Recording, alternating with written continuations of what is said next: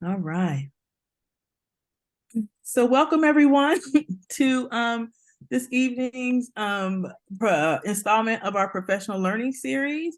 If you could take a moment and introduce yourselves in the chat, give us, you can just do first names and let us know where you're from.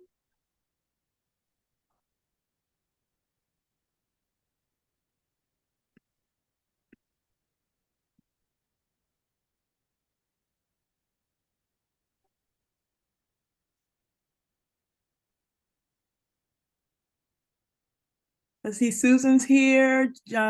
Welcome, Susan. Brandy, welcome.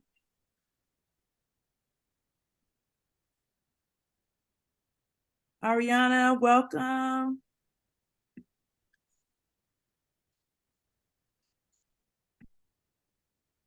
Oh, wow, Calhoun, awesome. Awesome. Thank you all for joining us this evening. Welcome from Rome. Yep. All over Georgia. That's awesome. That is awesome. So we are going to get started. Welcome from Augusta. Welcome, Brandy. Awesome. So today is our last installment as our year is starting to come to a close, believe it or not. So crazy. So we've been talking about student, parent, and community empowerment all year. And tonight is our last installment, and I forgot to change the title, so forgive me, Yanira. But we're basically talking about secondary pathways for or post high school pathways for multilingual learners. And so we're so excited to have our guest speaker tonight to talk to us about this. Just wanted to give you a 2 cents that our next session will be October 5th. We'll only have one in October because we have our Georgia TESOL conference, which will be in person for 2 days in October and virtual for 1 day in November. So we hope you all will join us. If you haven't registered, register today. It is not too late. We do have districts that pay for their people to come. So we hope you'll get your district on board as well. And then we're also going to have a social in November. We're going to have another social in November. So details will be coming about those different locations soon. And then lastly, I don't know why this became so big when I put this in Google Slides, but then our last session for the year will be becoming a DLI endorsed teacher, which will be a really good session as well. And I believe these 2 sessions are going to be public, I believe. So you can invite your friends and so forth. But hopefully you'll also invite your friends to the annual conference. So today we're going to be hearing from our lovely guest speaker, Yanira Alfonso. She's the founder and CEO of TEPIC Foundation INC. It's a it is a 501c3 nonprofit organization that makes education accessible by providing mentorship and scholarships. Yanira recently retired from a 30-plus year teaching career that includes experience teaching K-12 content and ESOL, instructional coaching, District L and instructional coaching work, conference speaking, domestic and abroad, and she's the author of a book, The Wobble, Teen, Pregnant, and Courageous. And that is an Amazon #1 bestseller, so make sure you get a copy. She has a master's degree in teaching additional languages from the University of Georgia, and she also has her specialist degree. So without further ado, I'm going to shut my share off so that Yanira can start hers. So welcome, Yanira. Thank you so much. Let me go ahead and start sharing my screen. Thank you for the introduction, and I am so happy to be here with all of you this evening. Let me start this. Okay.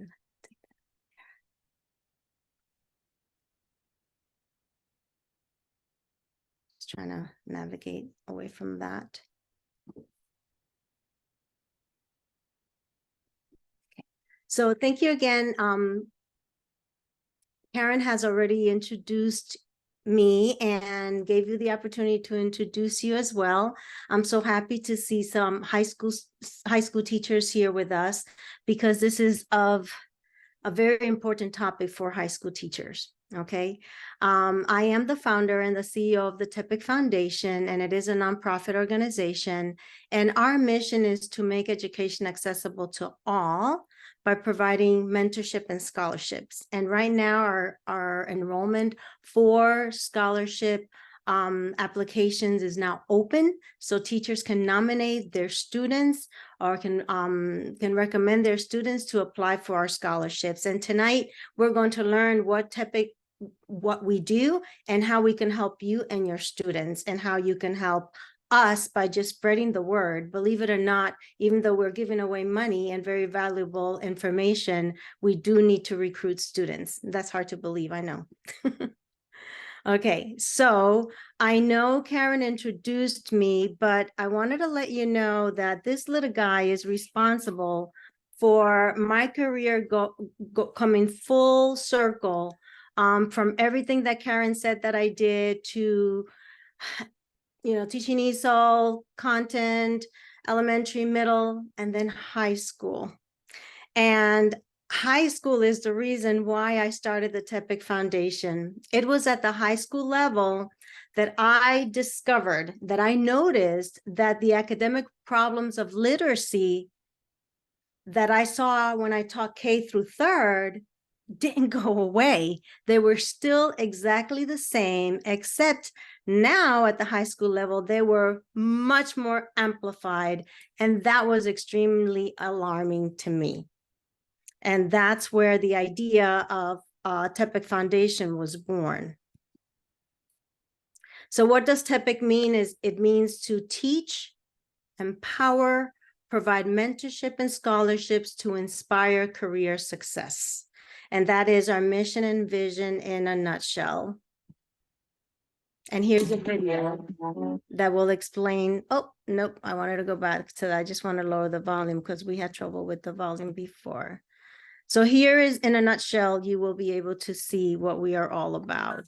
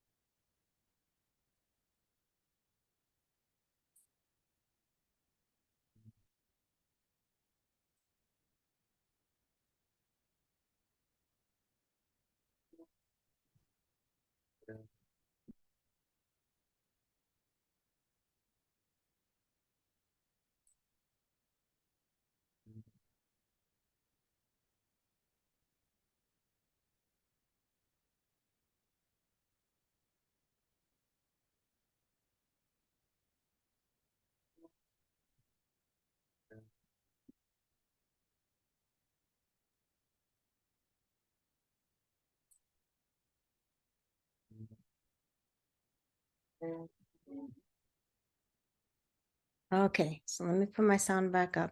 All right, so we're going to go ahead and so that was in a nutshell what we do. And we're going to go ahead and skip this part because we've already introduced ourselves at the very beginning via chat. But I wanted to let everyone know that we are going to have some book drawings. It is the book that I published. This is a nonprofit book. What I mean by this is I get zero royalty from this. All sales go towards the scholarship fund for us to provide scholarships for our students, 100% of it. And as you can see, the students that you saw on the video were one of the schools the group of students from one of the schools that received scholarships from us this year. So how can you enter your name? Well, if you go to our website and you subscribe and you go to our Facebook, we're trying to raise awareness of our foundation, and we're trying to attract students that really need the support for these scholarships. And the only way for us to do that is if we get a little help from teachers like you to spread the word, to share what we do on your Facebook pages as well. So for every comment, like, share, subscribe, you're going to have your name entered in the drawing for a book this evening, okay? And if you have any questions on that, you could ask me later, or you could ask in the chat box. Okay, so what is your goal today? Obviously, there are lots of things you could be doing tonight, and yet you're here in front of a screen listening to what the TEPIC Foundation is all about and how we can help students. So what is your goal today? Why are you here? If you don't mind just writing in your chat box real quickly to give me an idea of what your purpose is today, your learning intention for today. And I know Karen is kind of helping me monitor that chat box.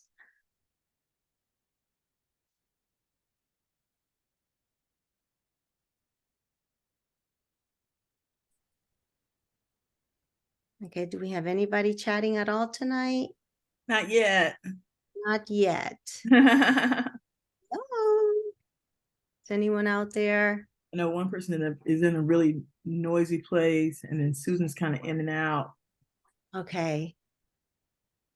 Let's see. Oh, wait, there's Sandy to find out more about TEPIC and to share this information with our customers. Nice. That sounds great. That sounds great.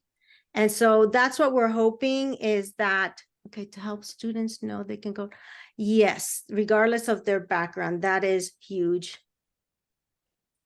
That's awesome. So what I'm seeing in the chat box is exactly why I am doing this presentation and why Dr. Webb thought that maybe this would be helpful for some of you who are joining us today. Thank you for sharing those thoughts. Okay, so our essential questions for today. Why TEPIC? What do the experts say about why college preparation is important for ELs? What can educators and schools do to help English language learners prepare for life after high school? And then what ideas can you take back to your schools or to your communities to help with the solution? So those are the questions we will answer today. Okay. All right. Our content goal is for us to participate and understand why college preparation needs to look different for ELs and for other students. We know that our schools, they have informational meetings, the counselors speak to the students, but why is that not enough for ELs? We will explore that a little bit this evening. And then we'll be able to chat and discuss and maybe identify some examples of things that you're already doing at your school that might be able to help everyone in this presentation today. If you have any thoughts, questions, or comments or wonderings, please put them in the chat box. Okay, so another question for our chat box. How well prepared do you feel your ELs are for post-high school education? Okay, so think about that carefully. Think about their literacy skills, where they are as students. How well prepared do you think they are for life after high school, whether it's a tech school, whether it's college? And I'll wait for your responses in the chat box.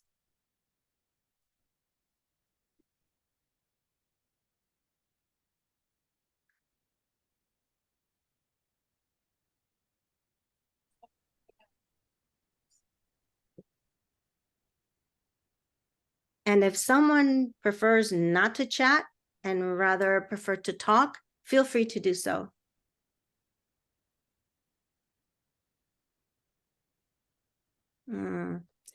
Yep. Knowing what their home country schooling looks like. And that is one of the challenges that we face as ESOL teachers or teachers of immigrant students. The educational level in different countries looks different sometimes. But what about the students that are born and raised here, that are still ELs? Do we have challenges with those students? Mm-hmm. You know, we call them like lifers. We have all kinds of names. You know, what can we do to help those students? So we're going to move on. Okay. Is there something that your high school is already doing to assist high school ELs in preparing for life after high school? But here's the catch. Here's the difference. That is different than the support offered to the general population. Because what we find is that our students, our ELs, our immigrant students get lost when information is disseminated in a general way, in an assembly, or however, you know, a flyer or on their school web pages. They get lost, and that's not enough. Is your school doing something that is working, that is different than information to the general population?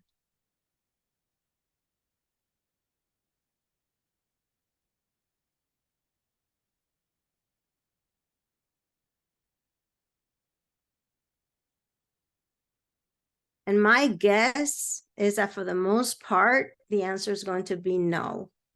That's my guess. But if I'm wrong, maybe someone can surprise me out there. Yeah, that's what I thought. Nothing specific for our population, just college fairs, but they're open for everyone. That is what we are finding. So, like I said, I've taught all grade levels, K through 12 in all capacity. And this is what my experience was. When I was in the elementary school, I had these amazing, motivated learners that wanted to be in school. And then as I went up in years teaching, that engagement and motivation decreased. And I don't know how many of you have had that experience, but I even had the experience where I had a second grader, and then years later, that same second grader I had in middle school and then in high school. And it was just unbelievable. This is unfortunately one of our biggest challenges right now. And so to motivate students that are not motivated, that really don't want to go to college, is extremely difficult. So why TEPIC? Why did we start the foundation? Well, college graduates are more likely than non-college graduates to be employed, earn more, volunteer more, and rely less on government services. Number two, a high school diploma alone is no longer enough to provide young people with the skills they need for a 21st century economy, their success, and our nation's competitiveness in a global economy. And our third reason why is because numerous English language learners educated exclusively in US schools are still learning English, failing academically, and dropping out of school in large numbers. That is what the research is supporting. And so in reflection of my own experience as an EL student, and this information that I've kind of learned as I've grown in my career, I realized that we need to be doing more. We need to be doing something different, and that's why TEPIC. Okay, and here's another video explaining exactly why I started the foundation. My name is Yanira Alfonso, and it is my honor and my privilege to be the president and the founder of the TEPIC Foundation, a 501c3 nonprofit organization that aims to make a difference in the lives of children and young people. I started the TEPIC Foundation because as a kid growing up, I didn't have the most positive or the most ideal home environment. And according to research such as the ACE study, Adverse Childhood Experiences study, I was one of those kids that not only should have not succeeded in school, but I should have been in a heap of trouble. Thank goodness, thanks to a few caring adults along the way, that was not the case for me. At the TEPIC Foundation, we want to be that caring adult, those caring adults that make a difference. I remember as clear as day, standing before a very small audience. I was a senior in high school and I had my baby in hand. I was there to receive a very small scholarship, but you would have thought that that scholarship for me was worth $1 million. Because what that little scholarship did for me was it allowed me to see that there were people out there that actually valued something that I had turned in. They took the time to read my essay. They took the time to give me that scholarship and motivate me and inspire me and allowed me to see that I could still accomplish my dreams. There are many kids out there, just like I was, that do not have the perfect home environment. They do not have the perfect or ideal home situation. Yet, they also aspire. They also have dreams. They also want to become successful in life. We want those kids to succeed in school. We want those kids to know that they can accomplish their dreams, that they can pursue a successful career. Maybe it's not college, maybe it's a trade. It's just pursuing their dreams and accomplishing their dreams so that they also can positively influence their families and their communities. I thank you for joining me at the TEPIC Foundation so that we can make a difference in the lives of many, many children and young people. Thank you so much.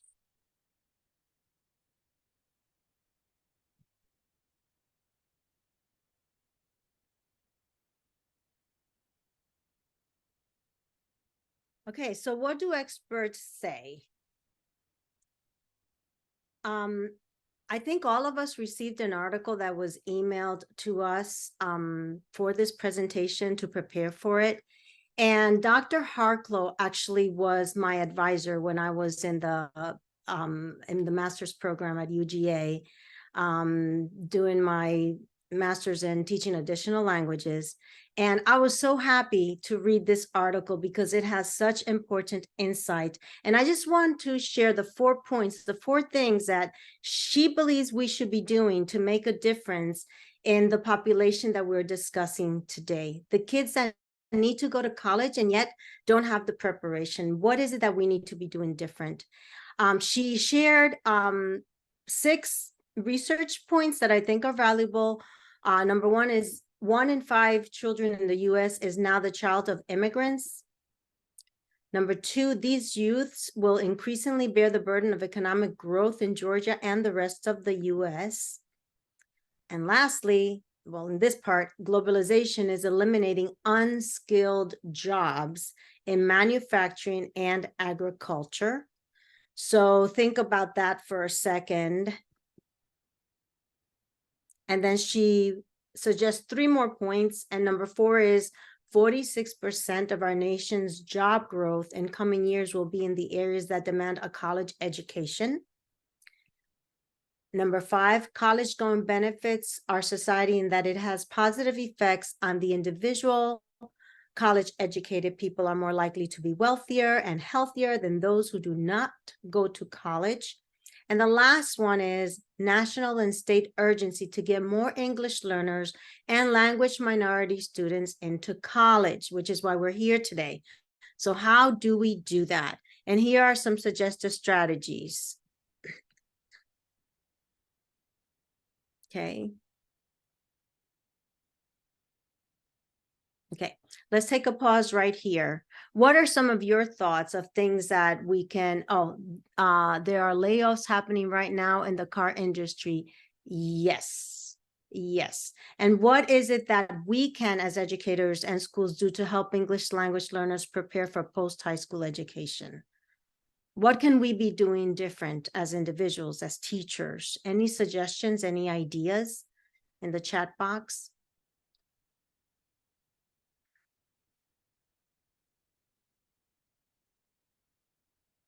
And if these are hard questions, it's okay. We have a problem that we as a nation, that we as schools, that we as teachers are acknowledging that we have, and that we need to do things differently. So what are some of the suggestions? Let's move on to that. There are 4 suggestions from the article that was sent to us in preparation for this presentation.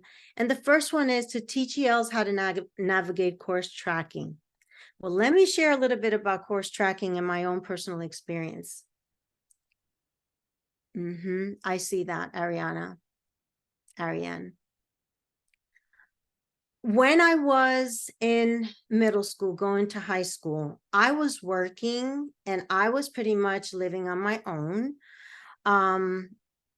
And I was told by one of my friends that if I just go to my counselor and tell them that I won 9-4 classes, I could still get my high school diploma and I could still graduate from high school, but I wouldn't have to work as hard. So I was like, that makes no sense, but I'll take it. I am working after school and have little time to study. So that's exactly what I did. When my counselor met with me, I mentioned to him that I wanted 9-4 classes. Never, not even one time, did my counselor sit down and say, wait a minute, why do you want 9-4 classes? Do you realize that in taking 9-4 classes, you're being tracked? Not in those words, he would have said that to me, but you are actually setting yourself up for failure to continue your education, because you're not going to have all the courses that you need to be able to go to college. Not once did he mention anything to me. It was like, okay, no problem. He wrote down my name and out I went.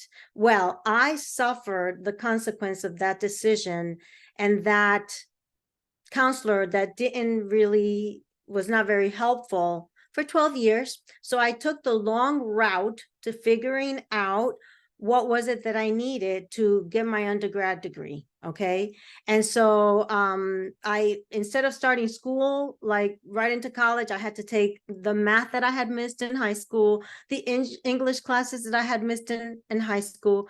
And that is happening all too often right now with our ELs. Information is being generalized and sent out, just like in assemblies and whatnot. And the tracking system is not being discussed with students. And often students don't even know, I didn't know, and therefore can't speak up. And like parents of English speaking students will catch something like this and talk about it and fight counselors. But unfortunately, our immigrant students and our ELs don't know any better, and therefore they are tracked for doom. They don't succeed in college most of the time, or it takes them forever, like it did for me.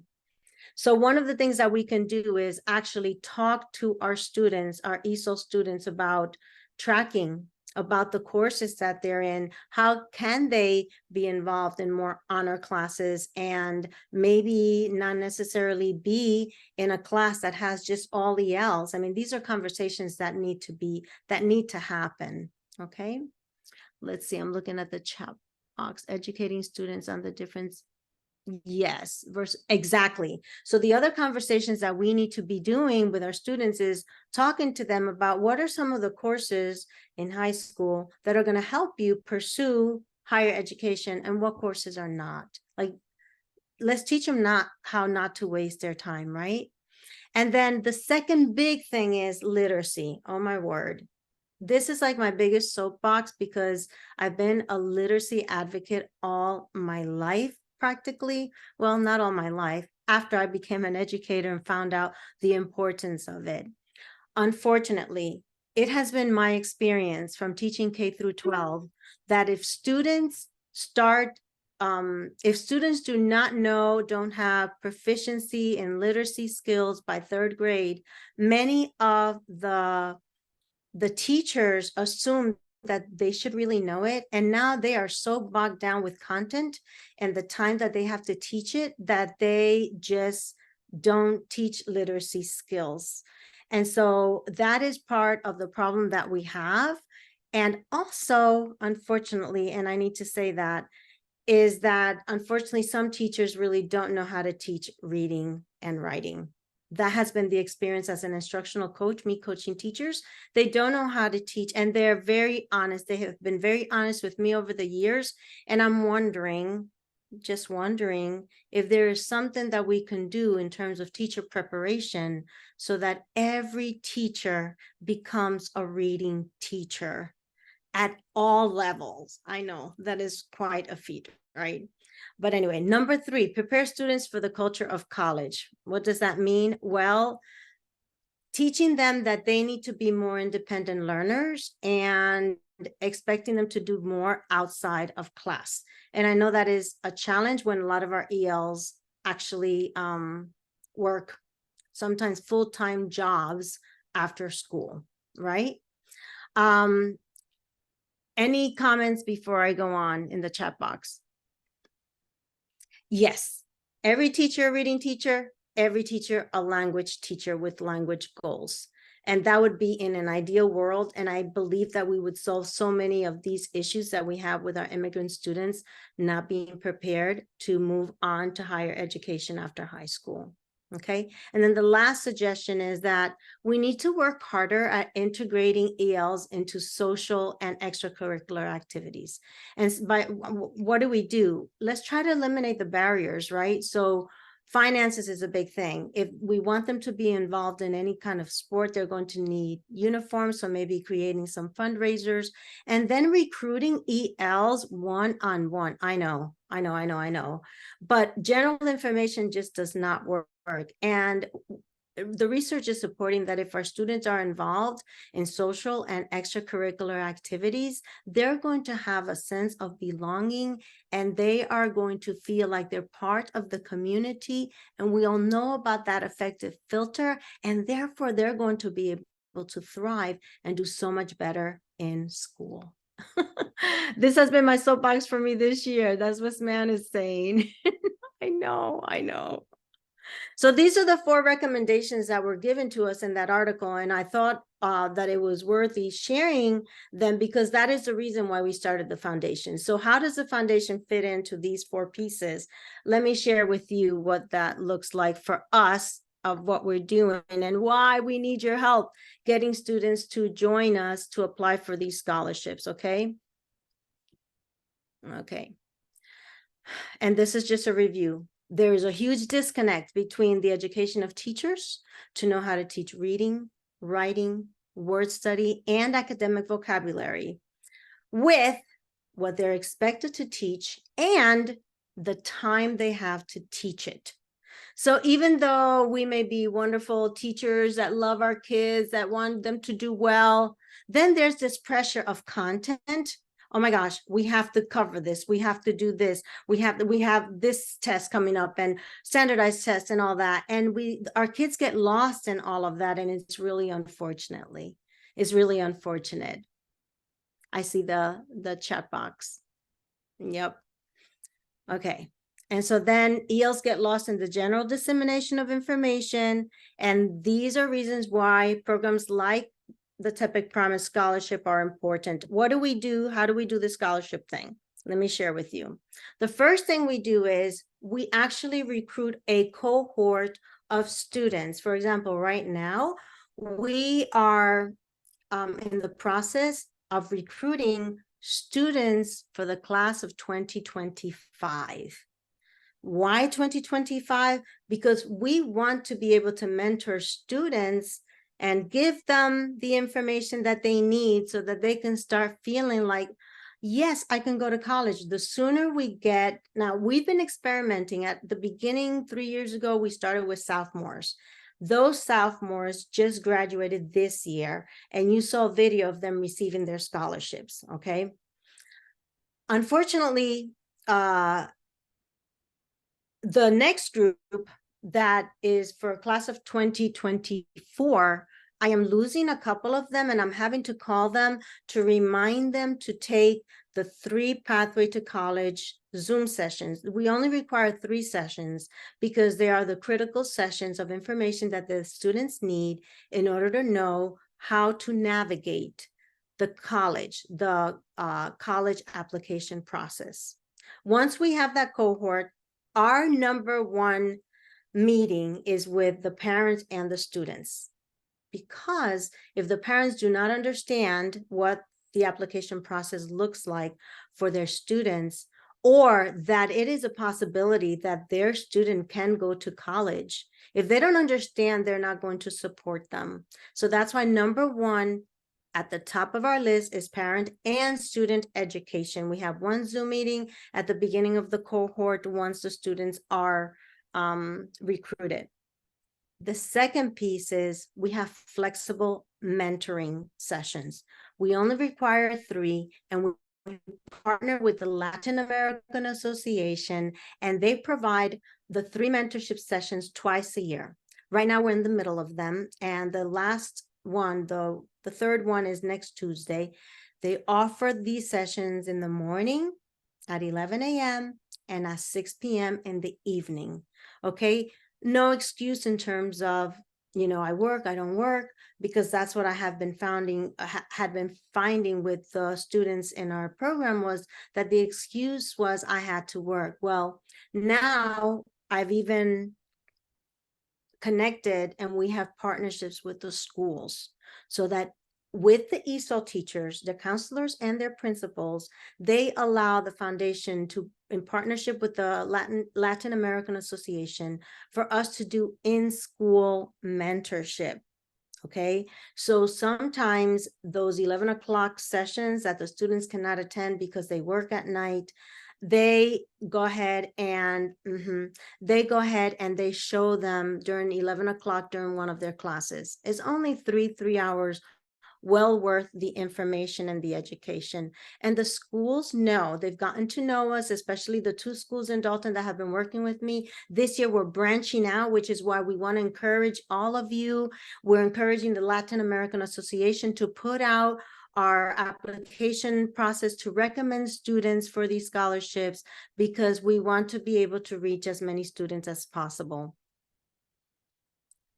And we already said about us working in cohorts. And right now we are accepting scholarship recommendations from you teachers. So if you have a student that is a sophomore, junior, we prefer that they be at least junior, so that they have at least a year to complete the 3 Pathway to College sessions via Zoom. Once they complete those 3 sessions, the only other thing that we do is, if they have questions throughout their college application process, they can communicate via Band, which is the social media instrument that we use as a private platform that we use, where they can talk to us, they can communicate with us, we can give them additional information, etc. And the last thing that they need to do is, once they're accepted into a college of their choice, or it could be a tech school as well, they have to provide us with a copy of their admissions letter and their student ID, and then we send the check to their school. Okay, so that is what we do and how we make this into a more real situation with our students. It's just one more additional layer than things that can be done in the schools. Any questions so far?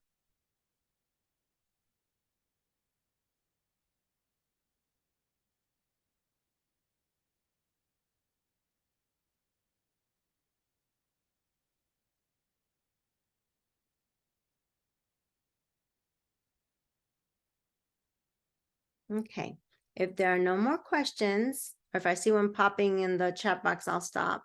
We'll move on. Okay, so how did we do? We're wrapping up now. Why TEPIC? Hopefully I have answered that. We've shared what experts are saying about college preparation and some ideas of what we can do as educators. And lastly, hopefully you can take back one idea with you today, even if it's sharing our website and sharing or just recommending a student to apply for a scholarship. That would be amazing. Yes, yes, that is correct. If you go, the foundation, okay, I'll put it in the box right here. It's tepicfoundation.org. So www.tepicfoundation.org, and I will go ahead and put that in the chat box. Can I type in the chat box? Yes. Okay. Here's the link. Okay, you can go there, and that is also the link for you to go in and subscribe as a teacher so that you can be entered in tonight's book drawing. Okay, so back to you. Did you meet your goal at the beginning of our session? You set a learning intention. Did you meet that? So go ahead and take a moment to reflect on that.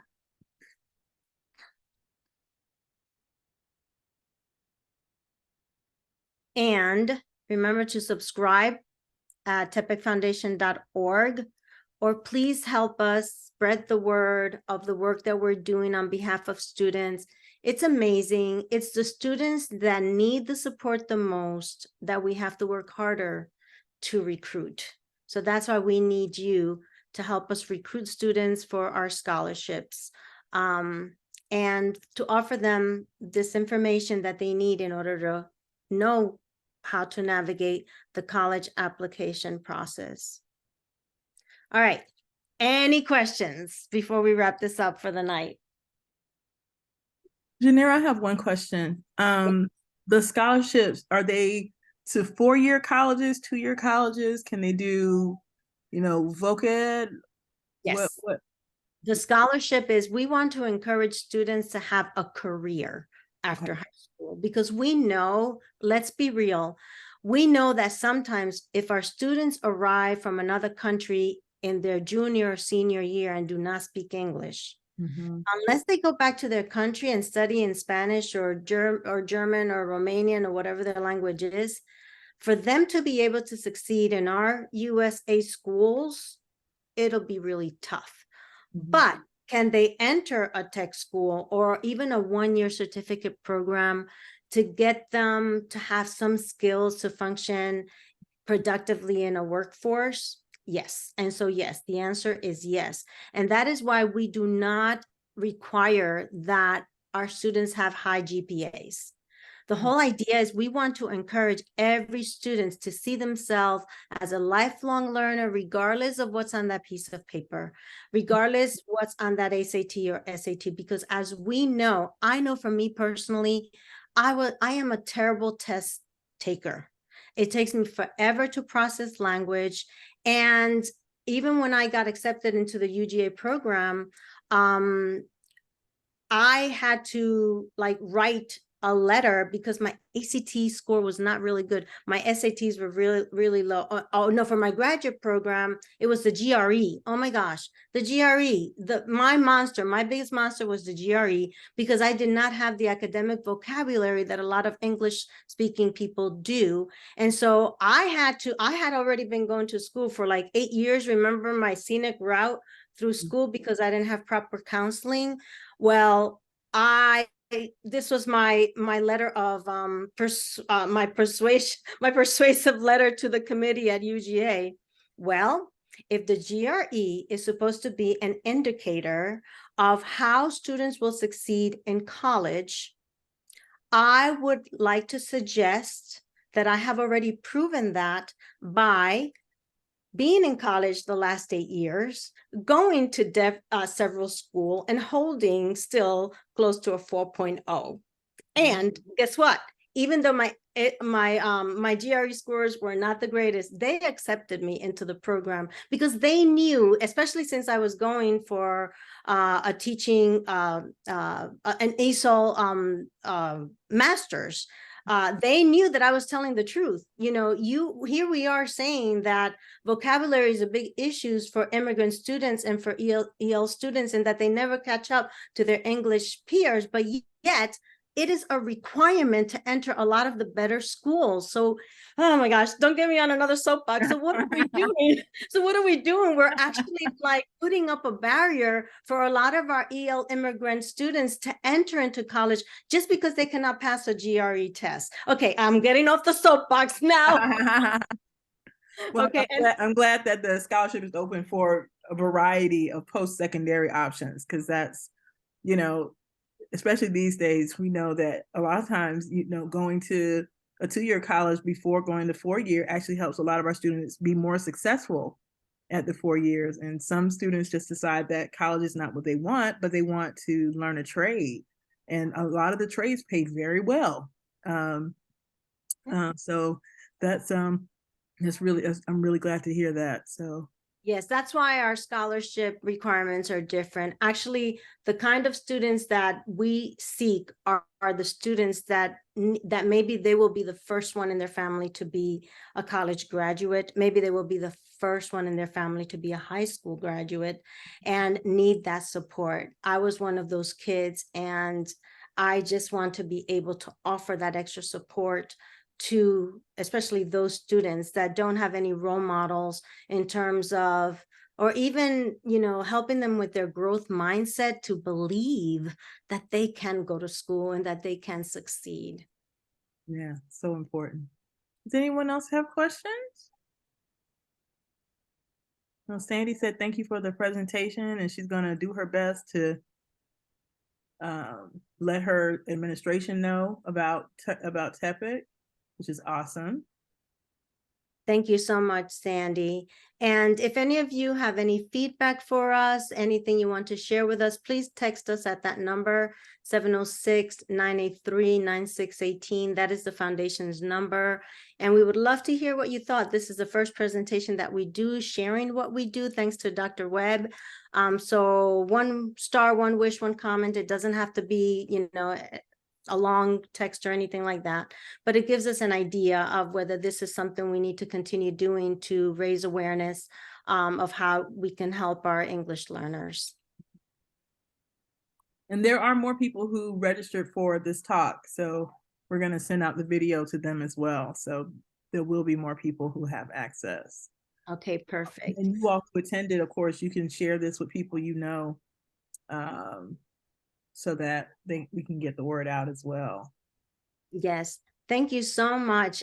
That's all that I have for today, but I hope that we were able to answer our essential questions and hopefully put a bug in our ears as to maybe some ideas of things we could be doing different to help more of our students go to college or you know, exercise and move on to pursue a trade. Wonderful. Wonderful. Before you all leave, I just want to emphasize that, one, I want to thank Yanira for her presentation. Thank you so much. It was so great to hear this information. And so we are so appreciative that we made these connections. This is awesome. Thank you. And then lastly, just want to remind everybody that our next talk in October will be about collective efficacy for systemic supports. The sort of the in a nutshell, what we're doing is talking about how ESOL teachers actually can be champions for language in their schools. And so that's what that talk is going to be about. Please, please, please get registered for the conference if you're not registered. So I will get in trouble if I don't remind you again. We would love to see you all in person at the conference, and thank you all so much for coming out. Have a good night. Thank you. Have a good night.